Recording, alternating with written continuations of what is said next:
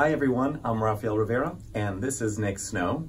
Just kidding, Nick is on vacation and can't make it this week. So anyways, we're here to talk about, or I should say, I'm here to talk about American Horror Story episodes 7 and 8. I have some catching up to do, got a little lazy and got stuck behind. So we got some catching up and I'll make it quick.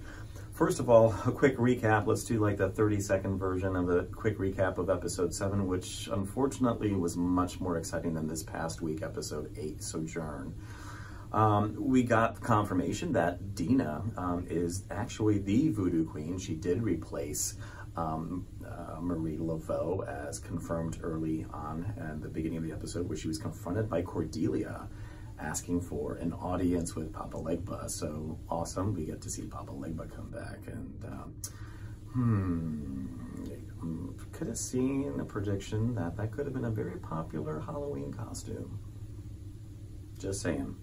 Anyways, the really cool thing is that Cordelia confronts Papa Legba, asks for a favor to open the gates of hell so she can trap Michael Langdon, and Papa Legba's like, what's wrong with you?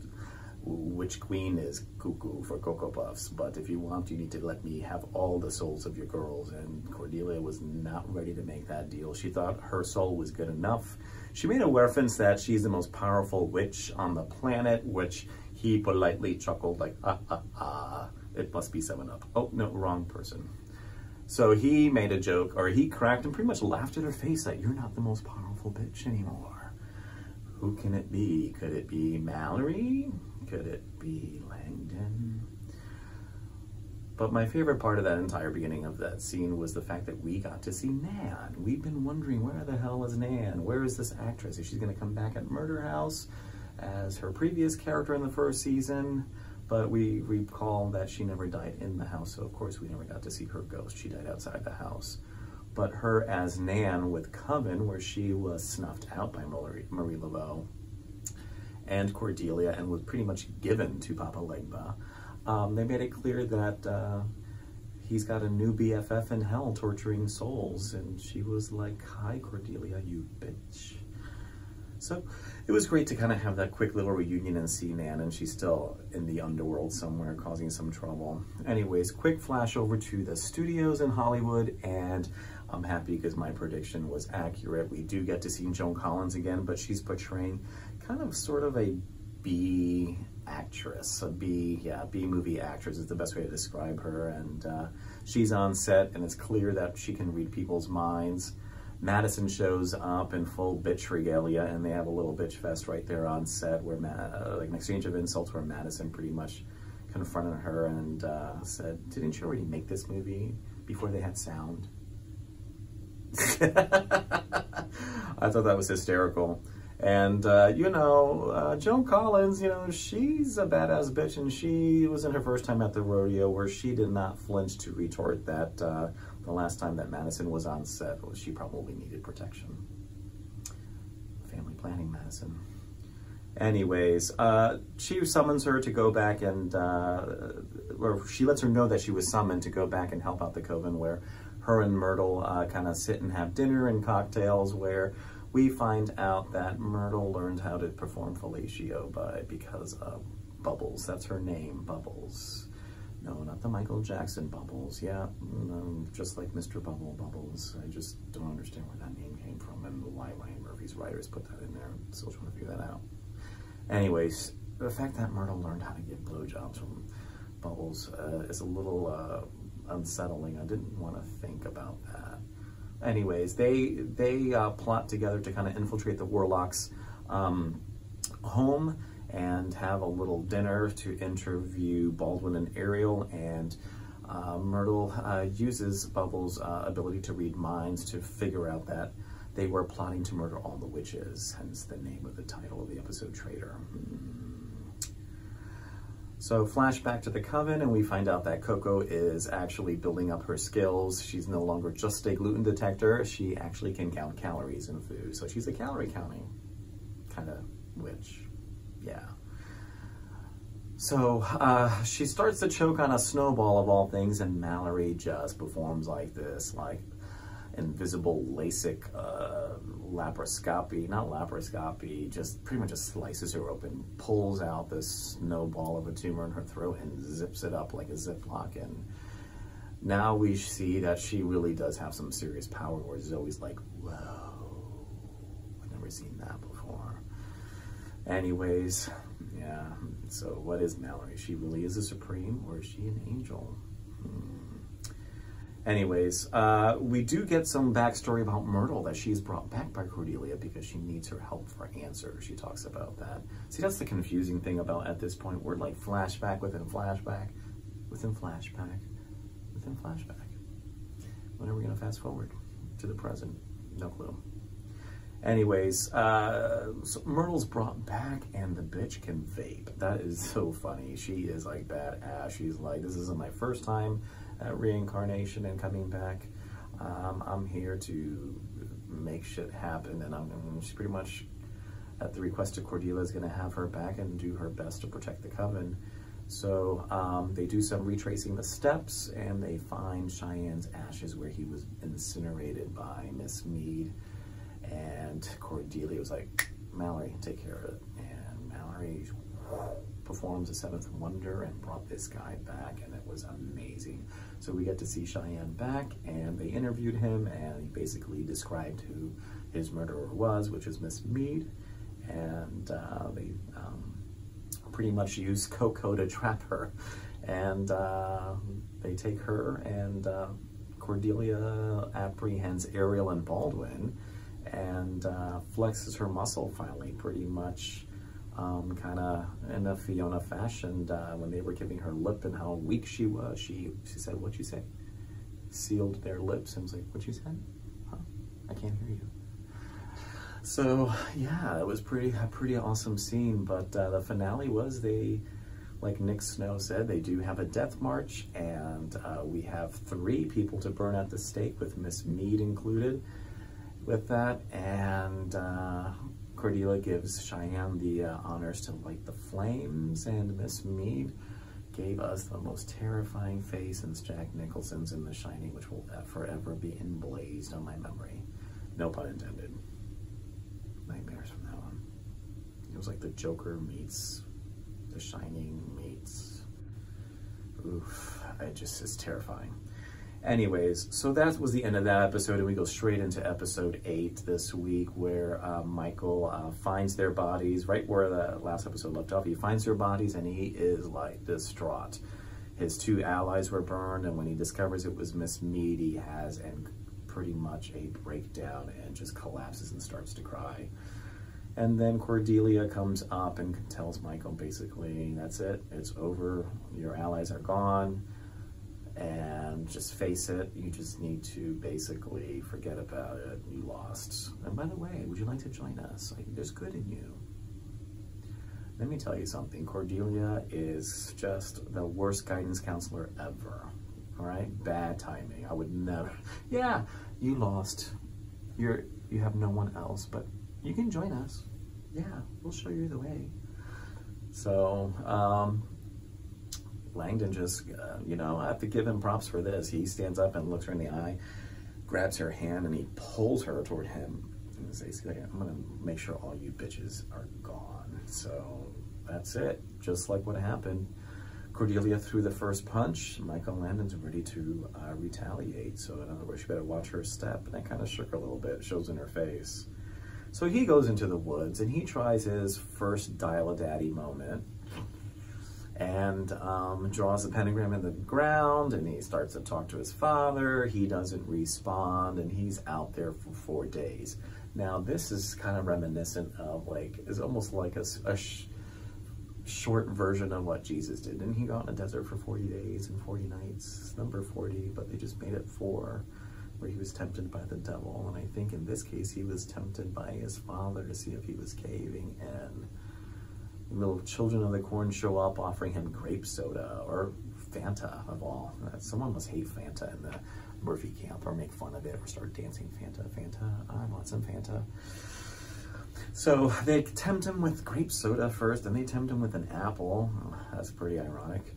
And then an angel that just comes out of nowhere and that looks like he just showed up from the white party at Vizcaya and says, oh, by the way, God loves you, and here's some Molly. I thought that was pretty interesting. And then a black goat shows up, and then he decides to rip off his horns and the snakes come out. So it's almost like the first connection to Dial-A-Daddy, like maybe Satan was responding, or just Michael just hallucinating all that. Who knows? Anyways, it was all a weird scene. Even Ms Meade made an appearance, and the black priest, the Satanic old priest showed up.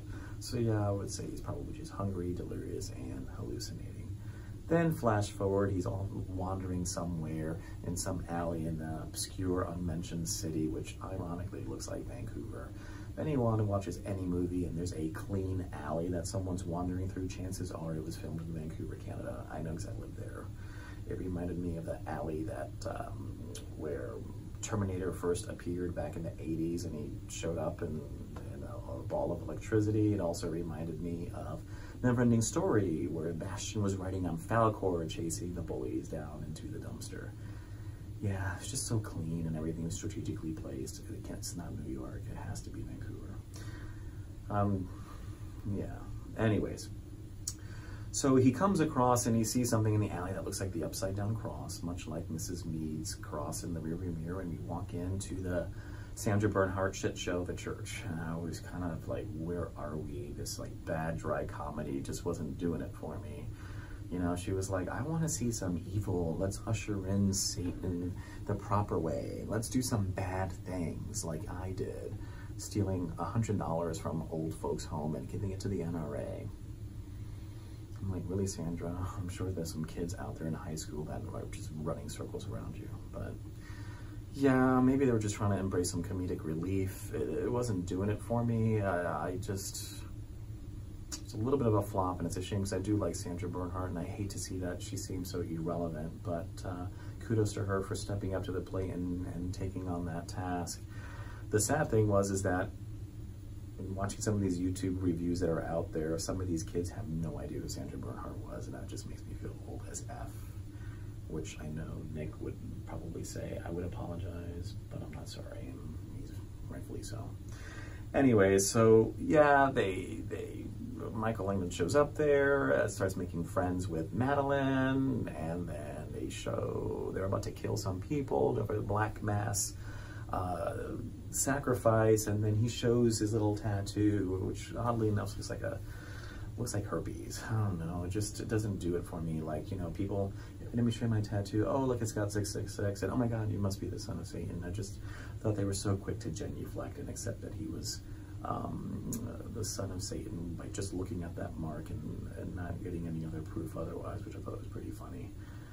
Yeah, and anyway, so he gladly shows them that yes, he's the son of Satan, and he takes over the knife and that which Sandra Bernhardt offers him, and he slits 2 throats at once, which I thought was pretty gruesome.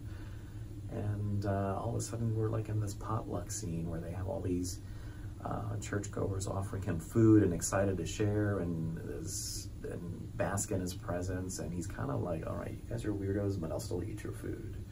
So I kind of like this episode, even though it dragged and maybe some of the stuff was not necessary, but it still portrays Langdon as someone that's growing, that he's still somewhat of a human and a normal person, and he's kind of like, yeah, I got you, you're good, all right, just stay over there, because you're a little too cray-cray for me. And so I thought that was pretty cool to show that. Meanwhile, he makes friends with Madeline. Madeline is a new character that's kind of becomes friendly and takes him to her place where she shows how she has like all the cable channels, which is everything, and how she has Brad Pitt comes by on Wednesdays to bang her, and then she has Ryan Reynolds come by on Friday. What more could you want? This is the life. She's living her best life. Cable, Brad Pitt, and Ryan Reynolds. Anyways, so he's kind of like a little disgusted by that. And he's just like, oh God, is this what this is all about? Is this what people want? You know, the pleasure of carnal. And she's like, well, what's next? What's the next big plan? And he's like, I don't know what it is. I don't have a plan. I didn't get a fucking manual. And she offers to introduce him to her friends at Silicon Valley with a really bad coke habit. I've never in my life have seen a ladle of cocaine. OMG. Anyways, before I go too far ahead, yeah, she drops him off at Silicon Valley. She makes the introduction. I guess she texts the guys that are over there, and apparently there's like kind of like eyes wide shut. Like there's like this secret network of super rich people with all this kinds of access because they sold their souls, and it's very much like what was that movie? Oh yeah, Eyes Wide Shut by Stanley Kubrick. Yeah, very secret society. The elite run the world, but they're still satanic and human trafficking and creepy as fuck.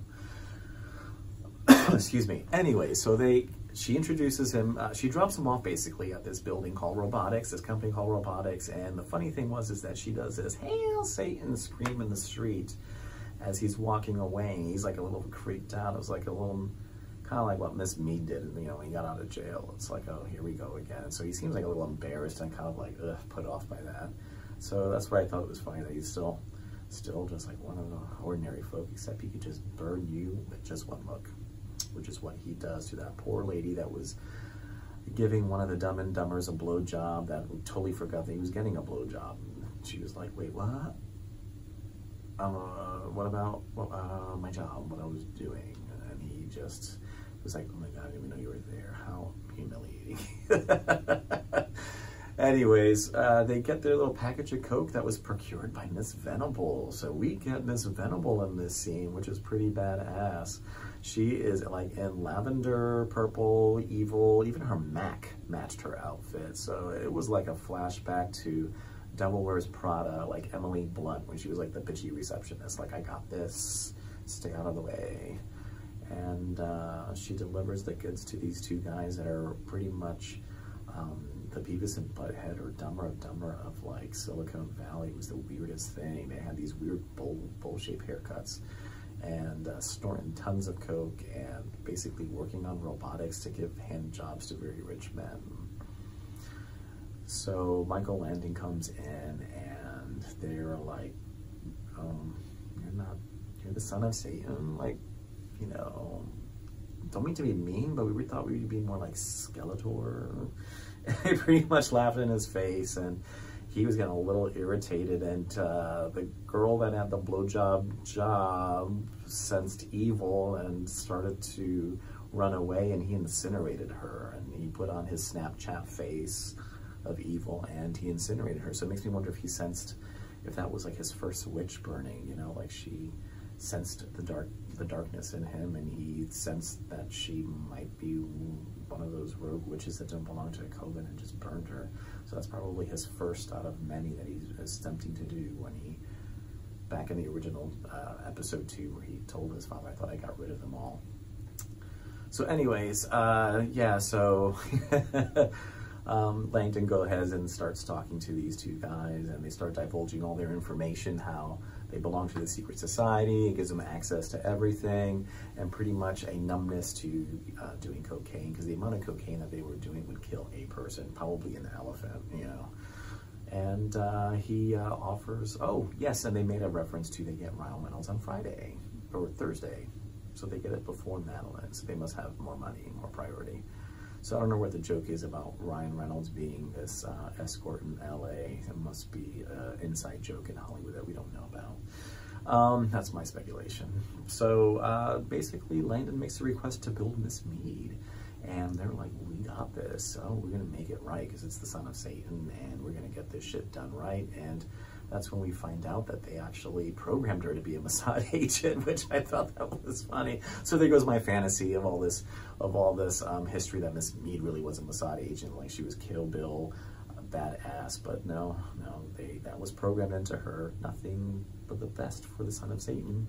So yeah, she wakes up it's very much like a Westworld type of reference, but she wakes up and that's where things are gonna start rolling. That's where that ends. So I don't know. There's a lot going on. I'm worried. I know I talked to Nick Snow about it. You know, we're both worried that there's only 2 episodes left. A lot has to happen to get to that apocalypse.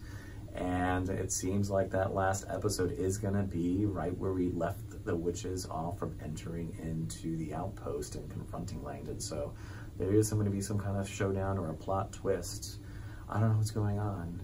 There's a lot of theories out there, but, you know, my thing is, you know, why did he bring Ms Meade back? Is it because he needs that little bit of comfort? You know, remember, Langdon is still, you know, emotionally immature. He's not fully developed in that sense. So Ms Meade was probably the closest thing as a mother figure, and he needs that. You know, he needs that connection. So maybe that's the reason why he wanted to bring, you know, Ms Meade 2.0. She's probably also a plant or a gopher, so to keep an eye on the outpost.